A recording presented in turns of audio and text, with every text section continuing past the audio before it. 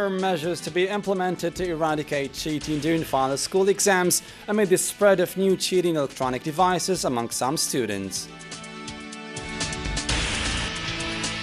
Showcasing traditional handicrafts in the eastern province of Constantine proves to be efficient in attracting foreign tourists. A powerful earthquake measuring 7.9 on Richter scale hit Nepal earlier today, killing and injuring scores of people.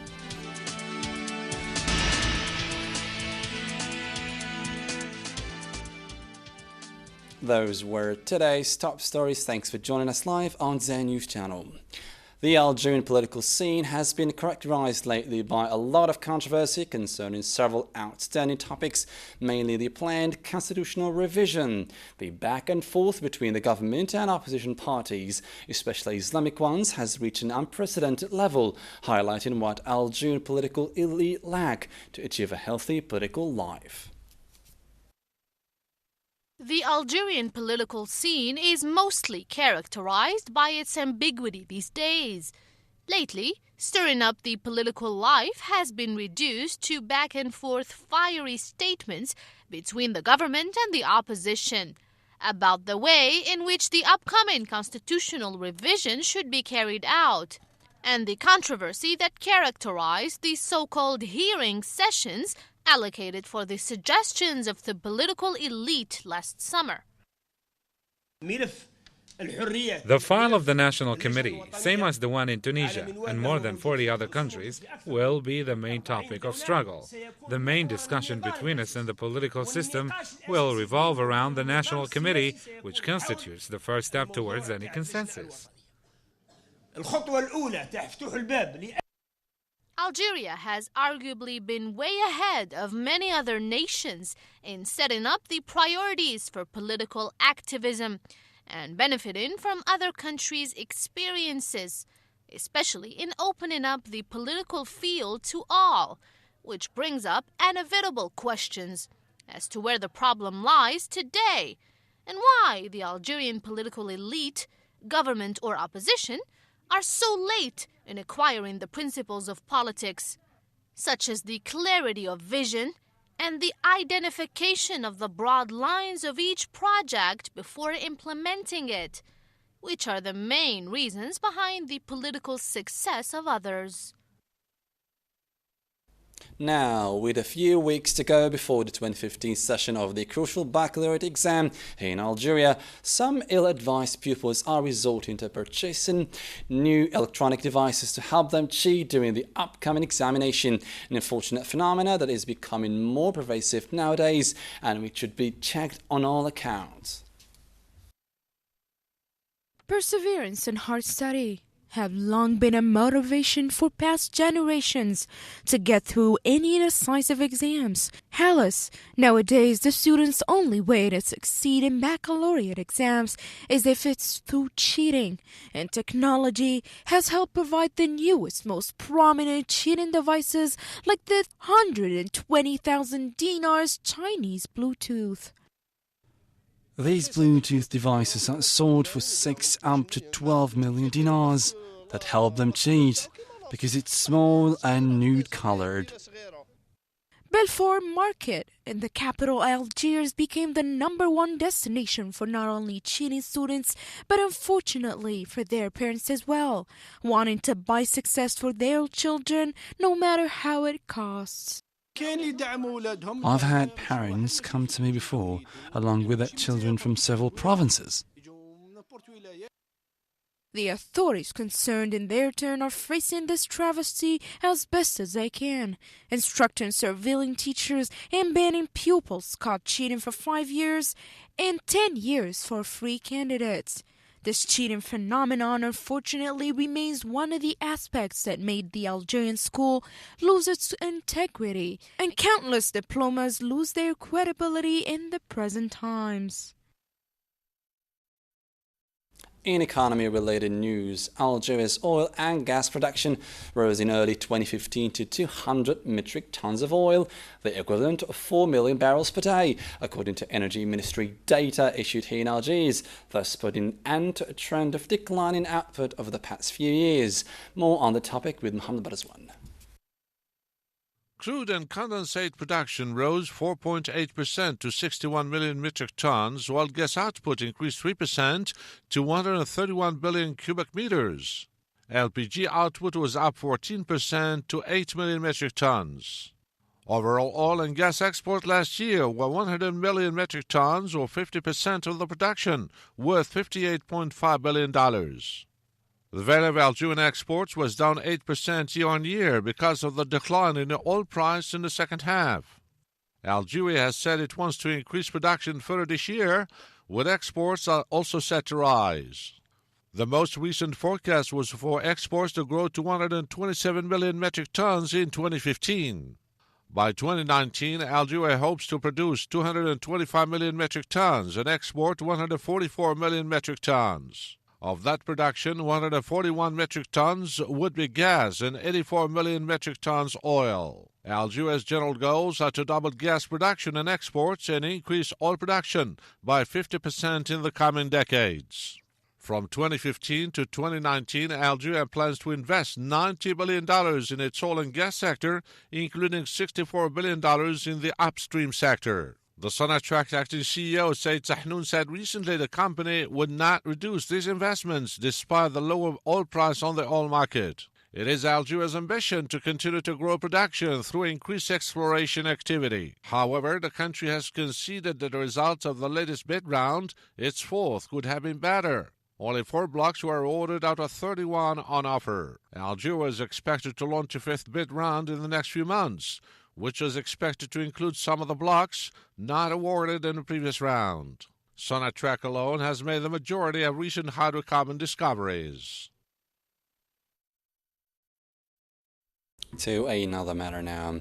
The Sada Al-A'lam, or Media Eco Association, based in the city of Constantine in eastern Algeria, has launched a set of training workshops to sensitize young journalists to the importance of economic media and its significant role in duly informing citizens about the economic situation prevailing in the country and in the world at large. Despite the massive importance of economic media in transmitting information and economic change analysis occurring in the country, but this economic media umbrella requires economy writers to exert big efforts in search and concentration. Justement, elle rentre dans l'instauration de pratiques. Exactly. It includes journalistic skills practice to bring experts and the new generation together. It's very important that experts approach young journalists in order to see the quality of their training in universities. D'autant plus que nous connaissons la qualité de la formation au niveau des universités. Concerning economic media, it is as important as other fields in the shade of the current changes. The organization of Media Eco in Constantine initiated opening workshops to train young journalists to make them acquire skills that would enable them transmit the information in the right and simple way. We learn different ways of analysis. Through that, we can move beyond regionalism to nationalism and even globalism. Economic negligence is another problem that attracted the attention of some newspapers and saw the neglect of some media channels. The correspondents in general don't master certain topics, but these kinds of workshops can provide a platform to these young journalists to better their journalism skills for the journalists of Constantine and all the regions of the East. Despite the efforts that these organizations make in encouraging people to open channels specialized in the economic field, the latter remains as reference that reflects the economic situation of the country and its living standards. Still with Constantine, capital of the Arab culture, 2015 has shed light on traditional industries, mainly handicrafts, which have long well represented Algerian culture and all its forms. The Arab festival thus does not only serve as a hub to gather different cultures, but is also a unique chance to showcase the rich Algerian cultural heritage. Constantine's authentic history made it a touristic attraction in the east of Algeria, thus breaking the dominance of coastal tourism. Thanks to its potential in all fields, especially traditional industries and handicrafts, not forgetting its many historical sites. Elevating the touristic sector in the city which is witnessing the festivities of the Constantine Capital of the Arab Culture event for the year 2015, is one of the many challenges facing it at the moment. Traditional industries, which have long been one of the most pivotal attributes of Algerian culture, have been able to enjoy a particular status in the Constantine cultural scene, and even went beyond the Algerian borders, constituting a worthy representation of Algerian culture. Constantine, Capital of the Arab Culture 2015, aims to brand Algerian handicrafts, for it is a local festival as much as it is an Arab cultural event gathering several cultures. In other topical news, with cartoons so ideally primed to appeal to children and influence their formative years of us adults, conspiracy theorists now claim that cartoon creators are corrupting the medium to condition children. So is it possible that cartoons are brainwashing children? Let's see what Karim Faz Zakri has compiled for us. Cartoons have a huge influence on popular culture. Animated movies claim over 50% of worldwide box office year after year. While the average child spends up to 2 hours each day, 1/6 of their waking hours watching cartoons, and in some cases more. This last fact in particular demonstrates the power of cartoons. They appeal to children above all, and in modern culture, very few children are considered normal without a stable diet of cartoons on TV or in the cinema. Their popularity among children continues into adulthood. Chances are, many of your lasting memories consist of cartoon characters which you loved when you were little. You may even have some toys still laying around from your childhood favorites. With cartoons so ideally primed to appeal to children and influence the formative years of world's adults, conspiracy theorists now claim that cartoon creators are corrupting the medium to condition children. Is it possible that cartoons are brainwashing children? And with zero cartoon production in Algeria and in the Arab world, our children have no choice but resort to Western ones, which not only contain subliminal messages, but portray a distinct culture and background. I usually watch Barbie and Angela. Sometimes I watch Dragon Ball because they're entertaining and enticing. I love Tom and Jerry.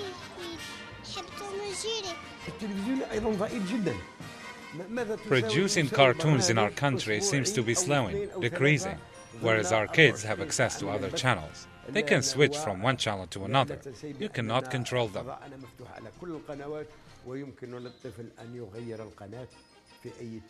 Conspiracy theorist Alec Jones's website InfoWars has accused Nickelodeon and Cartoon Network shows of subliminal messages. According to InfoWars, this Nickelodeon ident is regularly broadcast during ad breaks, prominently displays the all-seeing eye, Freemason symbol that is commonly associated to the Illuminati. InfoWars believe that Illuminati is a secret organization made up of the world's most powerful people for plotting to establish a new world order after first destabilizing the world's economy, fostering violence among the people, and compelling governments to remove several liberties. It is therefore worrying when shows like SpongeBob SquarePants, Barnyard, and Dexter's Laboratory make references to New World Order and Illuminati symbols. According to conspiracy theorists, these are all deliberate references placed to familiarize the target audiences with the concept of New World Order and the emblem of the new regime. If a child could accept these concepts, then they will grow into a compliant adult. Whether or not you choose to believe this, it is universally acknowledged that cartoons have been long used as an important means to promote tolerance and family values. But if the cartoons are Western, they thus do not comply to the Arab culture, and then you should worry. Reports from the Middle East say that thousands of Arab Israelis staged a massive protest against destruction of their homes and the forced massive exodus of Palestinians 76 years ago. Coinciding with the day Israeli the Zionist identity was celebrating its dubious creation anniversary. Thousands of Arab Israelis marched yesterday in protest as Jews partied, each group in its own way, marking the 67th anniversary of the Jewish state's occupation. The anniversary of the occupying Israel's Declaration of Independence on May 14, 1948, is celebrated according to the Jewish calendar, and this year it fell yesterday. Palestinians and many Arab Israelis usually mark the day on May 15th by commemorating what they call the Nakba, or catastrophe of Israel's creation. Thousands of Arab Israelis, many waving Palestinian flags, gathered yesterday in the Galilee for a protest march timed to coincide with the Israeli celebrations, despite strong winds and showers in much of the country. It's centered on the ruins of Al-Haditha near Tiberias, one of the nearly 400 Palestinian villages destroyed in the war that erupted after Israel's occupation. We come to declare that we are in our homeland, this is our homeland, that we refuse and reject all the Nakba results. We want to keep the right of the return. We demand the immediate return of the internal displaced, the internal refugees. More than 760,000 Palestinians, estimated today to 4 million with their descendants, fled into exile or were driven out of their homes in the conflict that followed the Jewish occupation. As we previously mentioned in the headline, a powerful earthquake has jolted Nepal, killing and injuring scores of people. Many more are still trapped under rubble amid widespread scenes of devastation. More with Karim Fasakri in the following report. Scores of people have been killed and many injured in powerful earthquake in Nepal. The shallow 7.9 magnitude quake was centered about 100 kilometers east of Nepal's second largest city, Pokhara. Tremors were felt as far away as New Delhi and other cities in northern India as well as in Bangladesh. As rescue efforts get underway, it is difficult to ascertain the exact number of casualties, but reporters on the ground say the death toll is likely to be high. The death toll stood at 758 in Nepal, according to a Reuters report at 1453 GMT. But many collapsed buildings are yet to be searched. Hospitals have been inundated with injured people. Streets have become makeshift wards as quake victims continue to pour in for treatment. Many outlying areas have also still not been reached. The worst affected area hit is between Kathmandu and Pokhara. Many people are trapped in the rubble of collapsed buildings, including ancient temples. An avalanche also occurred on Mount Everest, killing at least 8 people as it swept through a base camp for climbers. The base camp is reported to have been partially buried. The quake was shallow at just 2 meters deep, and that intensified its force. Damage has been reported in neighboring Indian states and Bangladesh, evidence of the power it unleashed. Nepal's mountainous terrain is hampering search and rescue efforts, with many areas yet to be reached. Communications are also poor, meaning it is too early to know the full scale of this disaster.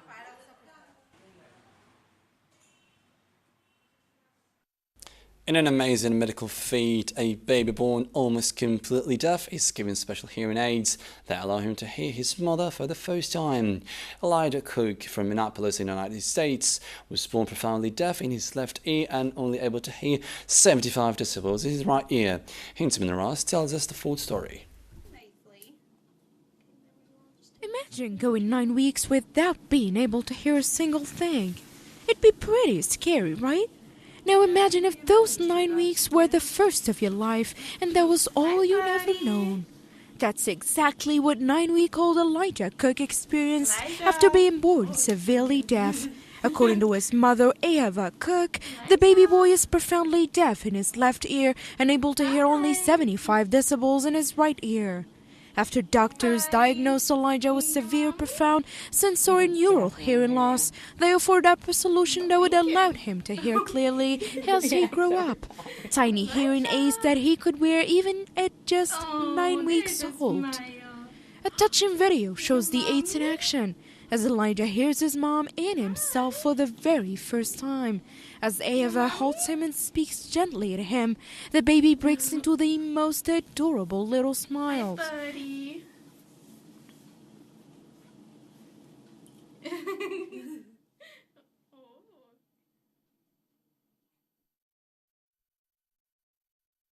In technology news, the newly devised Apple Watch officially goes on sale, but don't expect to see the traditional queues at potential customers around the block at the nearest Apple store.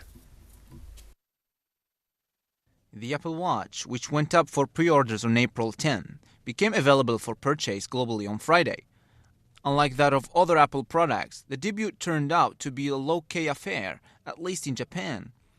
Just a few tech-savvy users were seen standing in a queue outside the Apple Store in Tokyo instead of the crazy flux of people usually waiting when new iPhones arrive. According to Reuters, only around 50 people could be seen waiting to buy the wristwear from an electronics store named Big Camera in the Ginza district of Tokyo, while at the nearby Apple Store it was business as usual. Buyers can get the device from selected stores chosen by Apple. Initially, it is available at some of high-end boutiques and department stores. In a bid to establish the gadget as a fashion accessory, stores selected by Apple include The Corner in Berlin, Maxfield in Los Angeles, and Dover Street Market in Tokyo and London. To avoid huge gatherings in front of the stores, Apple did not make the watch available at Apple stores on Friday. Instead, Apple is encouraging people to make online purchases from the company's sites. This way, it will be able to keep Apple lovers from flocking over to Apple stores like they did in the past for iPads and iPhone. And to wrap it up in sports news, FC Barcelona will play Bayern Munich in the European Champions League semi-finals, meaning coach Pep Guardiola will return to the Camp Nou stadium to face his former club. In the other thrilling semi-final, defending champion Spain's Real Madrid will face the squad of Juventus, with the Italian champions playing at home in the first leg fixture. Barcelona have been drawn against Pep Guardiola's Bayern Munich in the Champions League semi-finals. The other last four ties sees Juventus in their first semi-final since 2003, face Carlo Ancelotti's Real Madrid, the defending champions. The first legs will be played on the 5th and 6th of May, with the return matches a week later. Bayern boss Guardiola won 14 trophies as a manager, including the Champions League in 2009 and 2011, during 4 years at Barcelona. He has reached the Champions League semi-finals in each of his 6 seasons as a manager, 4 with Barca and now 2 with Bayern. Ancelotti will also be reunited with one of his former clubs, with the Italian having managed the Turin side from 1999 to 2001. The draw leaves open the possibility of Barcelona against Real Madrid European Cup final, something which has never happened before. The arch-rivals are also battling it out for the Spanish league title this season.